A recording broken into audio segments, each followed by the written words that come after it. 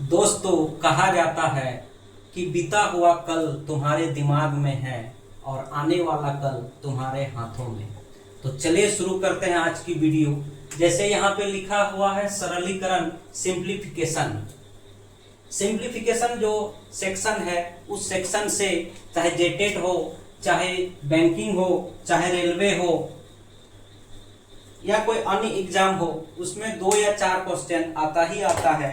और अगर ये इसको हम लोग जान के रहेंगे तो वो 4 क्वेश्चन या 2 क्वेश्चन हमसे छूटेगी नहीं। तो सिंप्लीफिकेशन को जानने से पहले हम लोग जैसे पिछला क्लास में बताए हैं कि बॉडमास का जो रूल है, उस रूल को जानना बहुत जरूरी है। फिर से एक बार बता दे रहे हैं। बॉडमास का अर्थ होता है कि सबसे पहले ब्रैकेट का काम करेंगे, इसके बाद ऑफ जहां रहेगा यानी कि का, उसका काम करेंगे, फिर भागा का, फिर गुना का, फिर प्लस का और लास्ट में माइनस का। यानी कि कह सकते हैं कि ब्रैकेट से शुरू करते हुए लास्ट में हम लोग घटाव का काम करेंगे।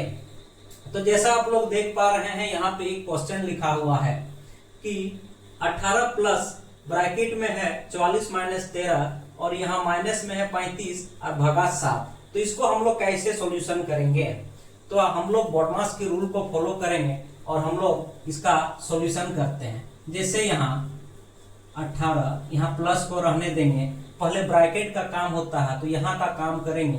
44 में से 13 घटाएंगे तो यहाँ पे हम लोग देखते हैं 31 आता है।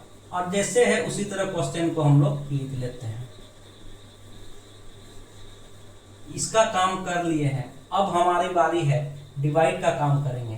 तो यहाँ 18 प्लस 31 माइनस 35 को 7 से डिवाइड करेंगे तो यहाँ पे 5 आएगा। अब हम काम करेंगे प्लस का। तो इसको जब प्लस करते हैं तो हमें मिलता है 49 और माइनस 5। तो इसको जब हम लोग सॉल्व करेंगे तो यहाँ पे 44 निकल के आता है, यानी कि ये हमारा आंसर निकला। उम्मीद करते हैं आप लोग को समझ में आ गया होगा। तो एक क्वेश्चन यहाँ पे हम लिखते हैं और आप लोग कमेंट में बताइए कि उसका आंसर क्या आएगा। इसको आप लोग सॉल्व कीजिएगा। इसका आंसर ए, बी,